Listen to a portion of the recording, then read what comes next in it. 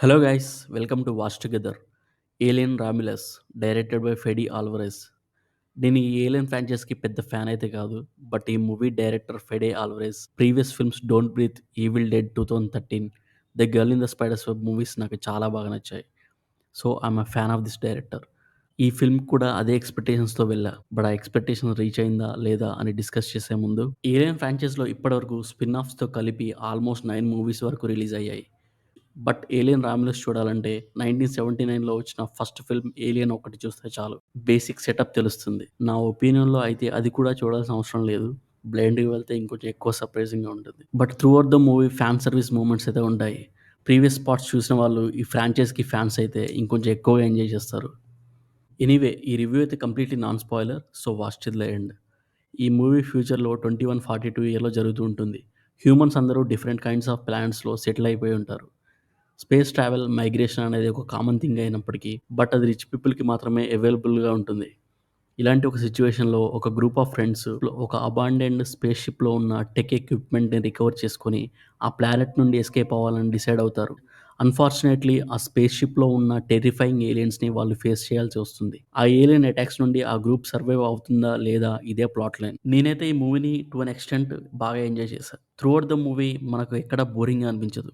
ఒక fast paced స్టోరీతో, gripping screen ప్లేతో మనల్ని hook అయ్యేలా చేస్తుంది. ఈ మూవీలో చాలా హారిఫైయింగ్, గోరీ సీన్స్ అయితే ఉంటాయి. ఇది ఒక సైన్స్ ఫిక్షన్ థ్రిల్లర్ అయినప్పటికీ హారర్ ఫిల్మ్ చూస్తున్న వైబ్‌లో ఉంటుంది. ఆ ఏలియన్ క్రియేచర్ డిజైన్స్, అవి హంటింగ్ చేసే స్టైల్ చాలా ఇంట్రెస్టింగ్‌గా ఉంటుంది.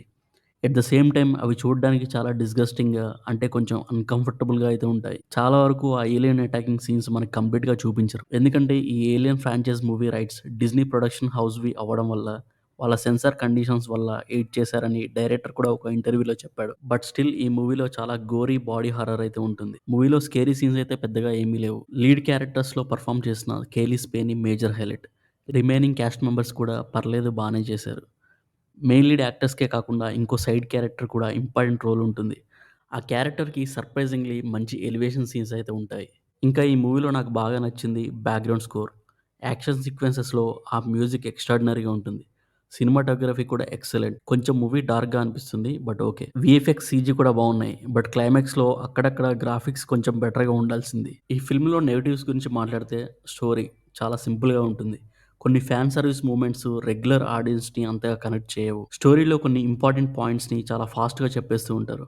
అందువల్ల కొంచెం కన్‌ఫ్యూజింగ్‌గా అనిపిస్తుంది. ఆ క్యారెక్టర్స్‌కి మనం కనెక్ట్ అయ్యేలా ప్రాపర్ సీన్స్‌ని ఎస్టాబ్లిష్ చేయకపోవడం ఒక మైనస్. ఓవరాల్‌గా ఈ ఫిల్మ్ మంచి సస్పెన్స్‌తో మనల్ని through out the movie entertain అయితే చేస్తుంది. హారర్ మూవీ ఫ్యాన్స్ అయితే క్లైమాక్స్‌ని బాగా ఎంజాయ్ చేస్తారు. ఎనీవే, ఏలియన్ రామ్యులస్‌కి నేనిచ్చే rating 3.5 out of 5. If you like this review, please like and share. ఇలాంటి రివ్యూస్ అండ్ రికమెండేషన్స్ కోసం please subscribe to watch together. Thanks for watching.